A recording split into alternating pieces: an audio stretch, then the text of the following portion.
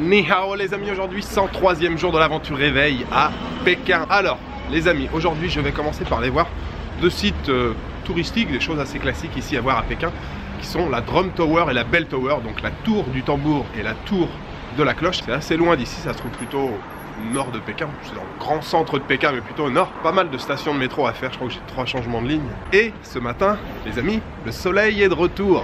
Alors il fait toujours aussi froid. Ce matin j'ai regardé, pas ce matin, hier soir quand je me suis couché là, vers 2h, 2h30, il faisait 4 degrés. Oui, 4 degrés. Je suis pas venu pour avoir autant de froid, mais ce matin le soleil est de retour et ce qui est important c'est la lumière les amis. Quand il y a de la lumière, c'est parfait.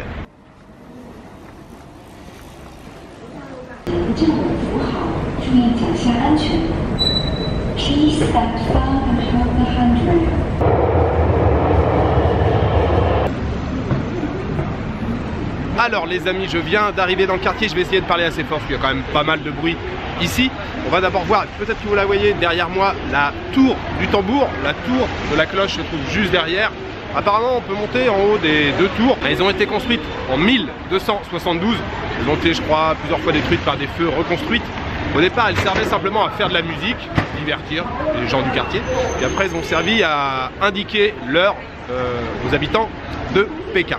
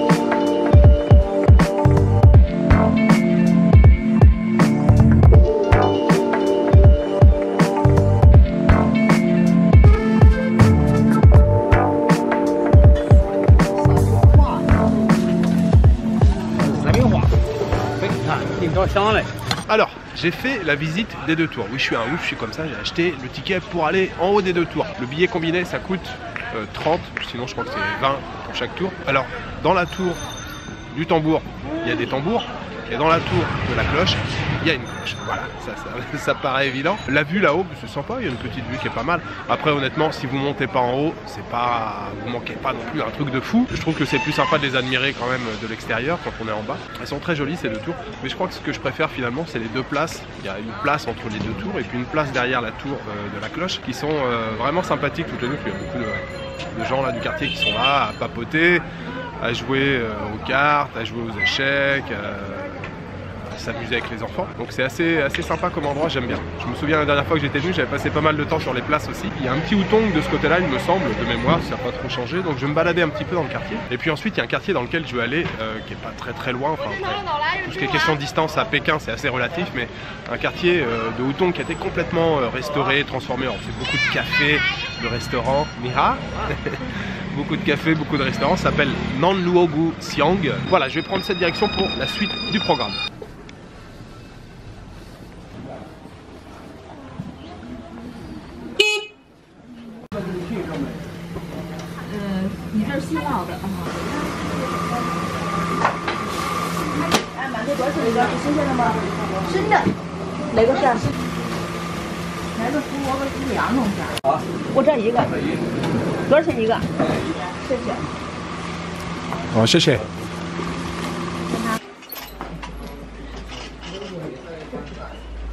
Les amis, je viens de trouver ce petit truc, c'est une véritable merveille, mais vraiment, j'insiste, c'est excellent.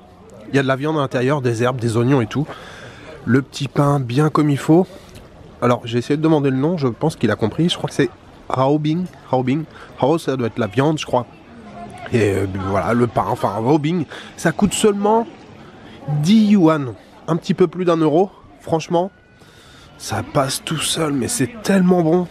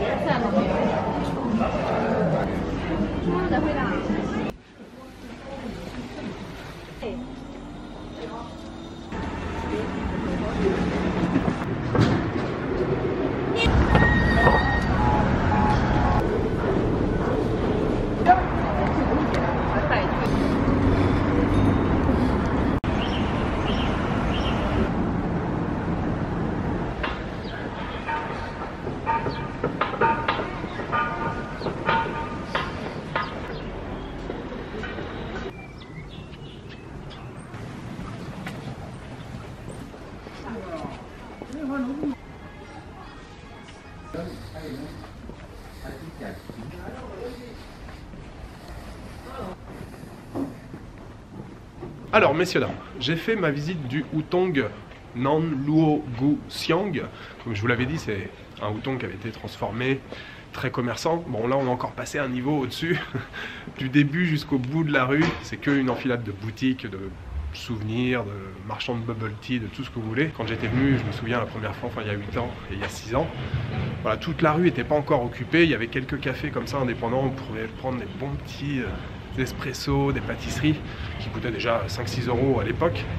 Mais je m'étais posé pas mal de fois et là, il n'y a plus trop ces cafés là. C'est vraiment des boutiques souvenirs, cartes postales, t-shirts et tout ce que vous voulez. Bon, le quartier reste bien sûr très agréable pour se balader. Donc j'ai fait mon petit tour là-bas, j'ai repris le métro, je suis descendu plutôt vers le sud, là de 5-6 stations. Je suis sorti à la station de métro Xiaowan et je me trouve à nouveau dans un Hutong. Je vais attendre que le monsieur passe avec sa moto. Neha.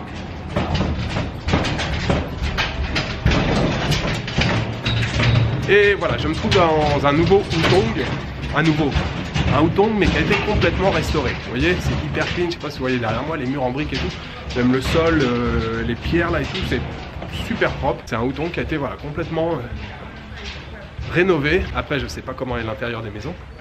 En tout cas, c'est très agréable, c'est très propre. Par contre, c'est vrai qu'il n'y a pas beaucoup de gens. Pas beaucoup de gens dans la rue. Alors, je suis revenu un peu dans ce quartier parce que de mémoire comme ça, vaguement, je me souvenais que j'avais découvert des Hutong très très authentiques. Là, c'est authentique mais rénové.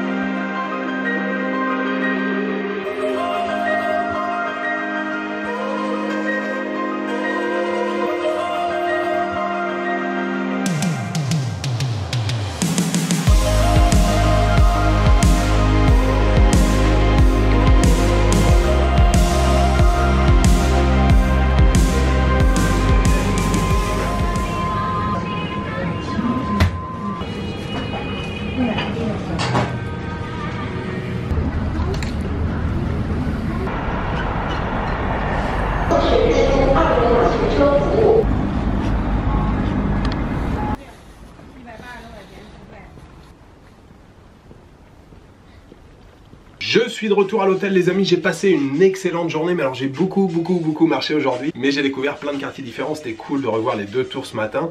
Le quartier de Nanluogu Siang, donc le Hutong qui est on va dire plutôt en mode touristique commercial, mais qui reste aussi très agréable, surtout si vous voulez faire du shopping, c'est un endroit parfait pour dépenser de l'argent. Et puis un peu plus tard, là en début d'après-midi, le Hutong, je crois que c'est la dernière fois que je vous ai parlé, le Hutong qui a été complètement rénové là, c'était hyper agréable, hyper clean, vraiment très chouette. Il y avait même un espace avec un jardin, un parc, avec la rivière et tout, ça a été aménagé, il y avait des plantes tout autour, des carpes koi dans la rivière, franchement c'était très chouette. Et puis surtout ça fait plaisir de voir, comme à Shanghai, que c'est pas systématique, on rase pas forcément à chaque fois. On peut aussi rénover des quartiers et réaménager des quartiers pour que les habitants restent ici. Et ça fait bien plaisir. Et puis un peu plus tard, j'ai fini dans un autre Hutong qui là était un peu plus couleur locale, on va dire. Puis en fin d'après-midi, enfin plutôt au début de soirée, je vous ai fait moins d'images parce que pour tout vous dire, j'avais quasiment plus de batterie. Là c'est la 3e batterie et j'arrive quasiment au bout. C'est rare que j'utilise les 3 entièrement. Mais de toute façon, le quartier où j'étais, c'était moins intéressant. Il y avait des buildings, des bureaux. Bref, je suis quand même tombé sur un restaurant japonais et je me suis régalé. J'ai mangé un ramen qui était délicieux. Le bouillon, il était excellent. Le porc était excellent. Les nouilles étaient excellentes. C'était parfait. Ça m'a coûté 34 yuan. Ça fait un petit peu plus de 4 €. Et sur le chemin du retour, je me suis trouvé une boulangerie, plutôt une pâtisserie. Et je me suis acheté ce pain au matcha et au baie de goji.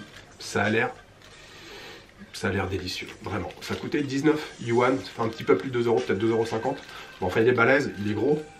Et ça a l'air très bon. Demain, je vais probablement visiter quelque chose de touristique. Peut-être la cité interdite, ou peut-être un temple, on va voir. Je vais encore réfléchir à tout ça. Je vous souhaite une bonne soirée, une bonne nuit, une bonne après-midi. Je vous donne rendez-vous demain pour une nouvelle journée à Pékin. Ciao, good night.